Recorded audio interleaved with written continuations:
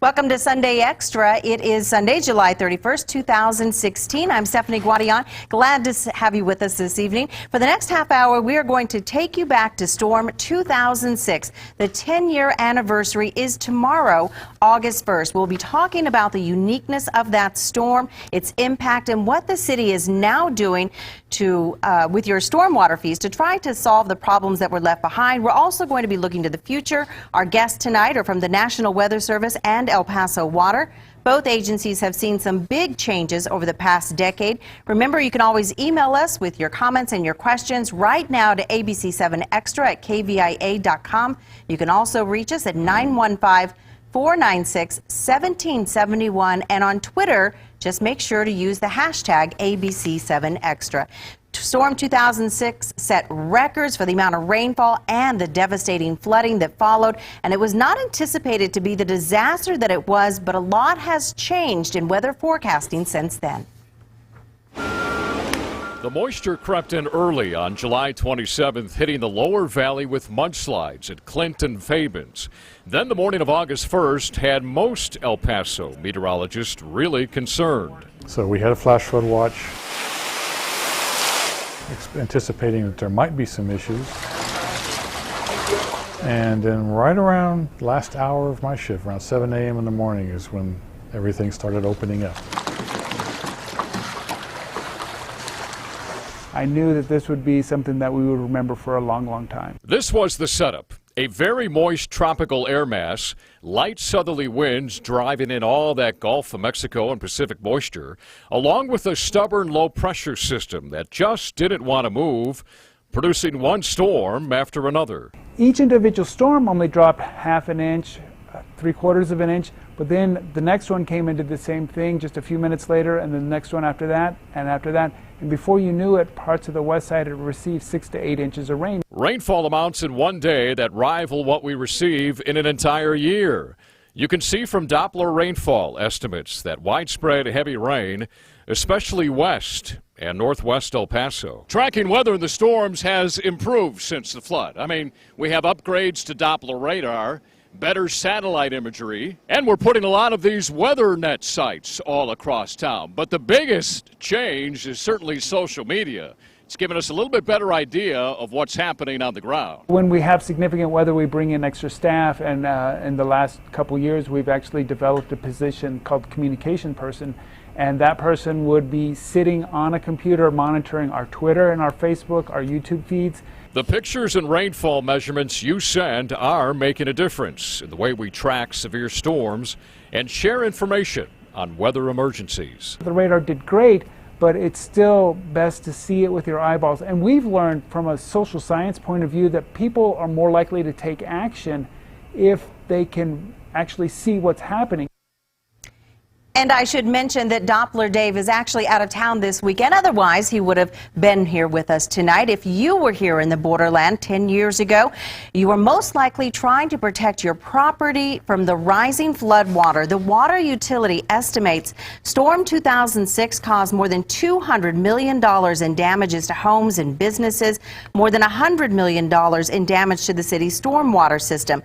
The city estimated $21 million in damage to public infrastructure, $77 million in damage to residential and commercial properties, and $3.5 million in damage to the flood control system and the Greater El Paso landfill. City reporting 766 homes had minor flood damage, 455 homes had major flood damage, 295 homes were destroyed, plus about 100 roads were actually washed out. Well, joining us right now is Greg Lundeen from the National Weather Service and also Alan Schubert with El Paso Water. Thank you both for being with us tonight. I want to start with you. We knew that day, the night before, that we were going to get some rainfall, heavy rainfall. What happened? We had very moist air mass in place, very tropical. Similar to the type of the rains you would see in more tropical areas coming through. It had kind of moved in the last few days of July and was continuing to flow over the area even up to the 1st of August. Along with that, there was a weak upper level low pressure system that was helping create additional forcing lift dynamics to make the rainstorms more efficient. We recognized this, and we did have flash flood watch out. We were anticipating heavy rains, but this system did exceed our expectations that day. Yeah. The rain, it just kept falling. And we were talking a little bit about the show, before the show. One of the problems with flooding and so much rainfall in our area is just the speed of the water. Yes, the problems that you have in El Paso are very different than the problems you have in Houston or other places where it's an inundation problem. You get 10 or 12 inches of rain, but the water rises. In El Paso, the water flows very quickly. So you get 4 or 8 inches of rain, and it runs off the mountain at speeds that are 10 or 15 feet per second, and it just washes things out. There are boulders that come down. It makes a big mess, and it's a very, very dangerous situation. Do you remember that day when the storm started? Do you remember where you were, what you were doing? I do. I was at work doing my usual work, and in fact, I was in a situation where people started calling in. You know, we've got this hazard, this danger, this, and I ran the building permits and inspections system at the time. So I actually called all the inspectors in and said, go out and start doing windshield tours. Just start looking at where the damage is going, because we're going to have a FEMA event here. And then I spent actually the middle of the day trying to get my wife out of her office. She was on Silver Springs at the time, and she was stranded. So it was very interesting. I was up there, and I was standing there watching all the roads wash away, going, this is not okay. We need to do something about this. Okay, I think we've actually got some video, here it is, to show you from that storm. Just incredible pictures. What are the emotions that you feel when you're looking at this video? Well, it's very, even for us, it's very distressing. You see the weather event happens, and you become part of it, even if we're forecasting it, putting out the warnings and everything, and we want people to be safe. And Weather Service's goal is protection of life and property.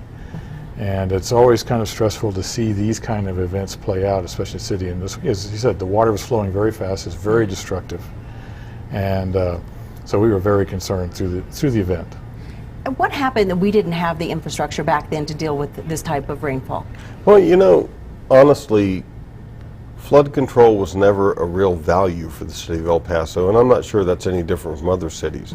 If you look back in history, a series of city engineers way prior to my tenure as city engineer were trying to get the city council to approve flood control projects for many, many years. The Corps of Engineers built many projects here up until the 70s and early 80s, and what happened in the 80s is that the match got expensive enough the city felt like they couldn't match it. So they kind of fell off the Corps' work program. So it's not negligence by anybody's part. It was just a value system. The city councils at the time had other values, and if you look at Central El Paso as an example, which is where we've focused our efforts for the last several years, every place we've gone, we've had to buy property to build something because there was no flood control structure built there at the time.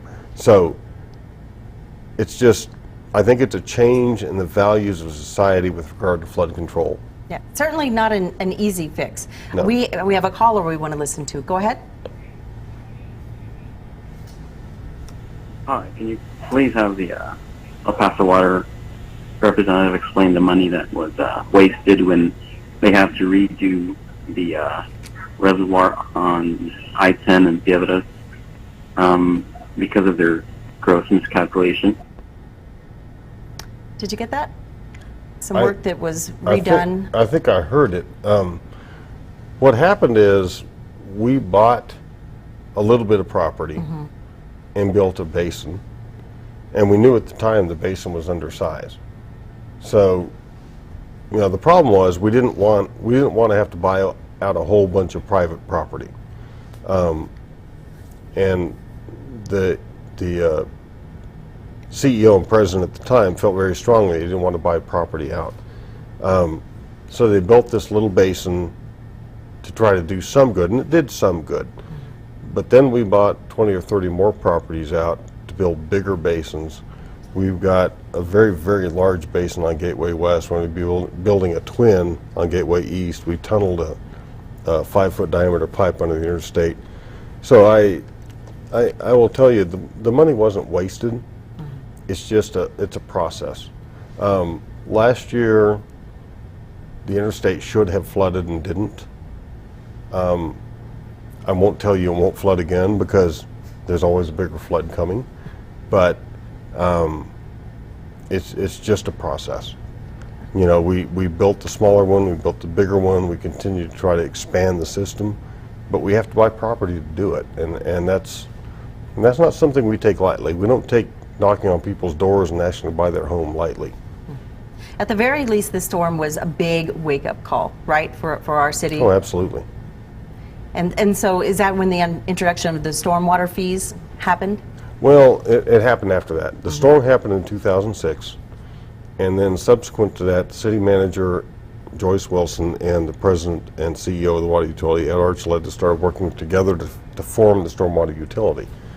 And it was formed in 2008, so it took a couple of years to get that going. Initially, the fees were set at a level that would produce $23 million a year in revenue. We were sued by the Apartment Owners Association, and some other business folks were very upset about the fees, and so the PSB, Public Service Board, decided to roll the fees back 38%. And at the time, the agreement that they had was 3 years, and that was many years ago, so we're actually trying to get that money back. It's a shoestring utility. Now, currently our revenues are $16 to $17 million a year. We have $1 billion problem. So you could imagine that we're not going to fix that very quickly with the revenues that we have. We've borrowed some money from NAD Bank. There's a $50 million loan from them. We've done a lot of projects up front. I will tell you the $100 million that we've spent against the $1 billion problem, we're going after low-hanging fruit. So, we're doing the right things, but we're going to need more revenue to get there. And some more time. Right. Yeah. Advances, though, are being made also in your agency. What's changed over the last 10 years when it comes to weather forecasting and meteorology? Well, we have better forecast tools, models, improved satellite processing, better forecast models, equipment and better monitoring, more observation stations. So, over the 10 years we've managed to acquire a lot. The biggest tool that we have now is social media. That wasn't available to us as a tool in 2006. We make full use of it now, and we can get the information out to a broader audience. We know that different people look at different platforms as far as social media. We can get information out, and they can give us information in the same way. It's a two-way communication going here, and it has proven very helpful in more recent events. So 10 years ago, how were you getting your message out? Through the standard, we're going to write a warning, put it out over the NOAA Weather Wire service and over the NOAA Weather Radio. And radio stations and TV stations would pick it up and rebroadcast it. And that was the primary method by which we did that. We also had a web page at that time where people had time to look at our web page. They would have seen it there. But that was what we were limited to in 2006. Yeah, news media also using social media today. We have a reminder for you that you can take a virtual tour of the damage from the borderland saw during Storm 2006. All you have to do is click on the banner at the top of our homepage, and that is KVIA.com. It's called Storm 2006, Then and Now.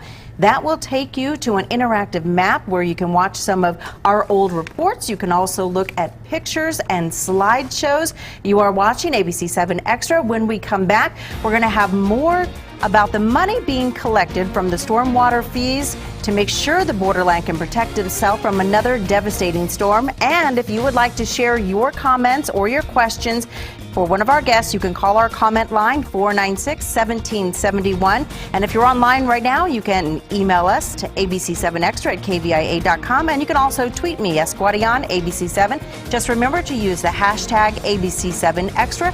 You're watching ABC7 Extra, where news comes first.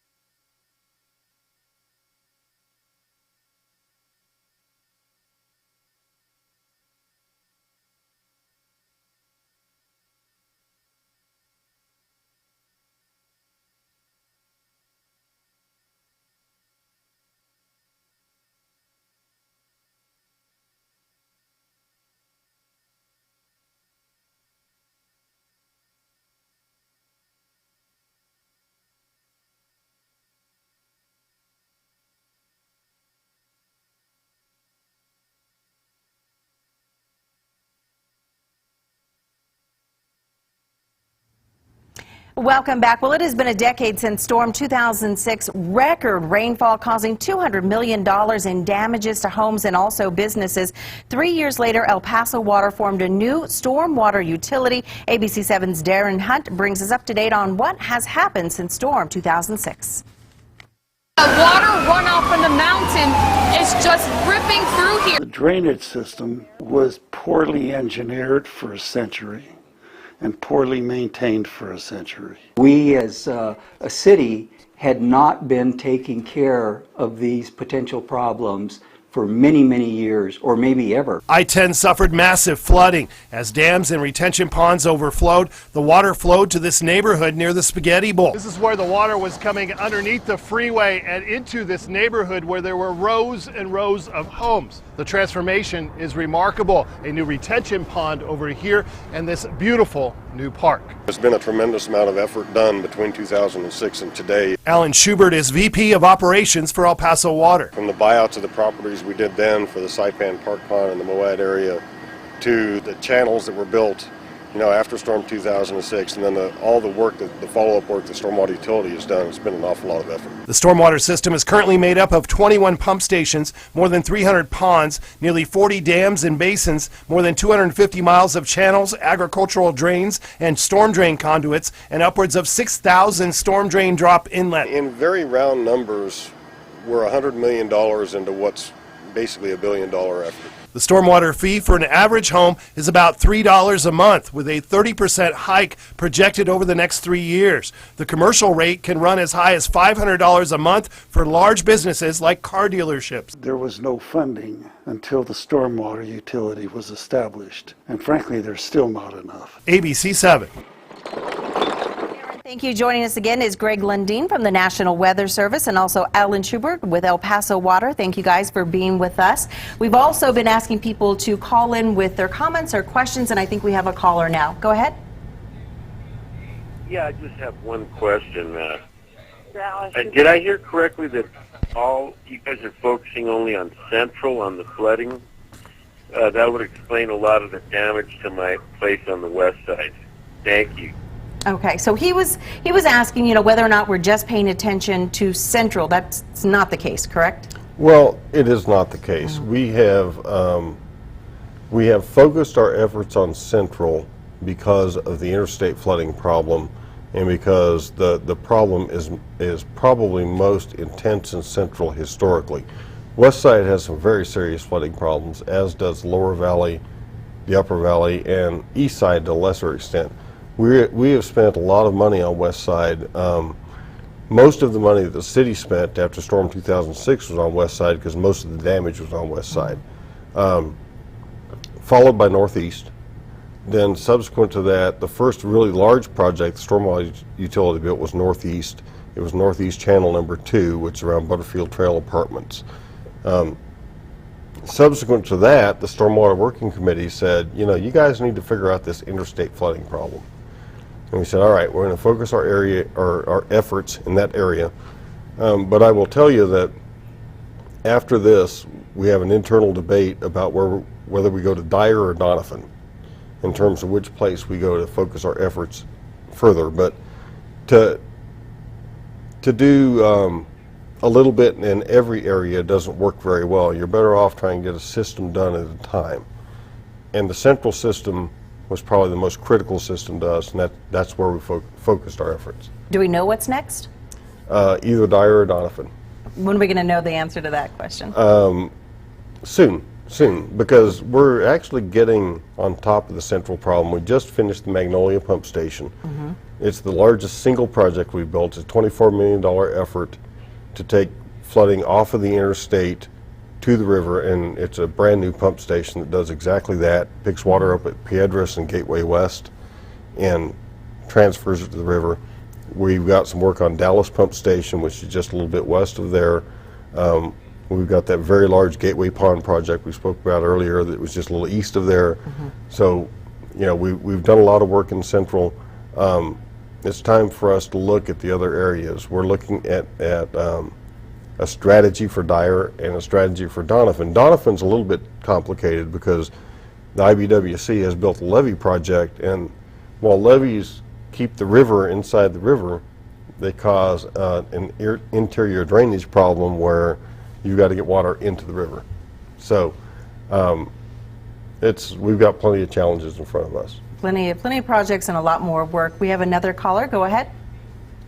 Yes, my name is Bristol Spells, and I live on the west side of Donovan, right near the outlet mall. We're having an issue with on Donovan where all the construction above the freeway is actually being built. There's water areas that's being built so that the water would actually flow down towards the river. But when it gets down to the Canyonville area, there's no way for that water to actually exit without clogging up the road. And there's one underpass that's owned by a private person where the water flows to the river, and I'm having trouble trying to find someone to get that taken care of. So what can we do about that? Thank you. All right, thank you for calling. That's a good question. A lot of new construction going on. Well, we are working on that to the extent that we can. Now, the problem that we at the Stormwater Utility have with Canutillo is in the county, it's not the city. So we can't spend ratepayers' money in the county. But we've worked with the Corps of Engineers to do a study for the county, and we know that the IBWC is also going to be building a big levee there. Canutillo has always had a major flooding problem, big time flooding problem. And so we're keenly interested. We're working on it. We can't invest money into it at this point, but we would like to. We're looking for grant funds. We're looking for Corps of Engineer funds. We're looking for other ways to attack this issue because, honestly, as bad as the problem is today, it's probably going to get worse. And that's also an important message that, even though this storm was 10 years ago, we could see something like this again. And I know that the National Weather Service has a message that you're trying to get out to people about safety. Yes. The storms can happen again. It was a 100-year storm, but it doesn't even take that much rainwater. It can be half that and still cause major problems in the city. And you need to understand that we should not drive through flooded roadways. You need to avoid the floods. You should go to higher ground.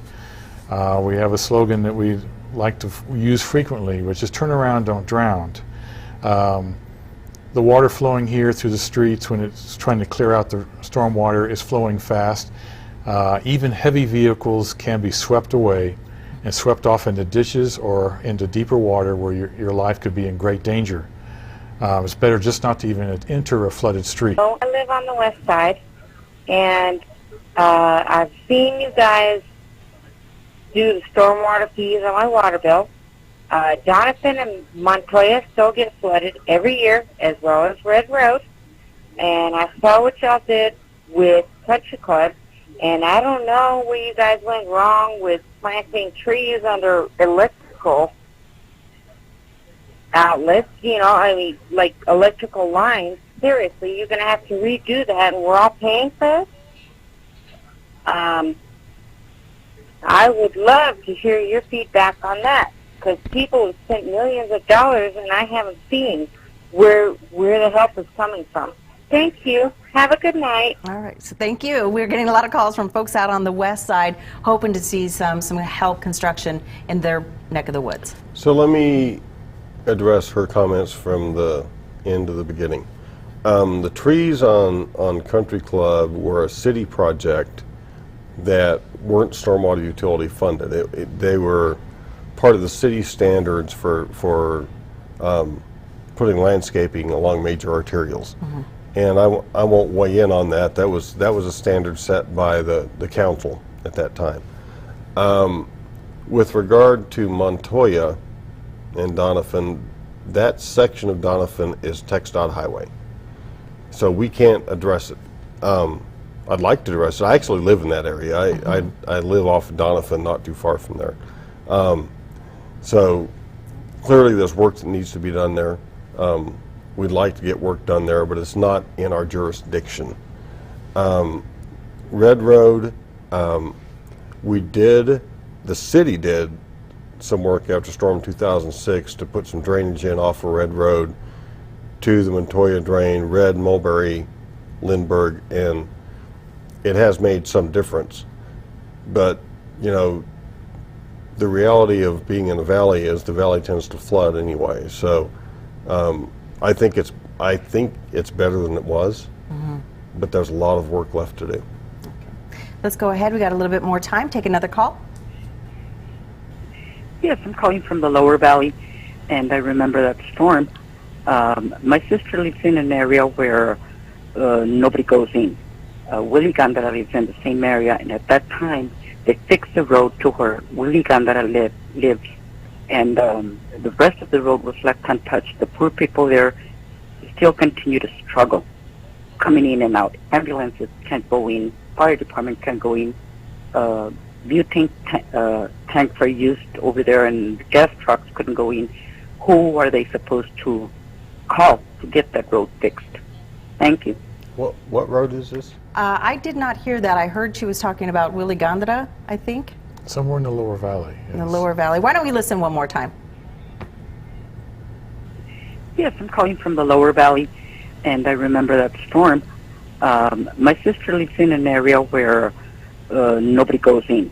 Willie Gandara lives in the same area, and at that time, they fixed the road to where Willie Gandara lives, and the rest of the road was left untouched. The poor people there still continue to struggle, coming in and out. Ambulances can't go in, fire department can't go in, butane tanks are used over there, and gas trucks couldn't go in.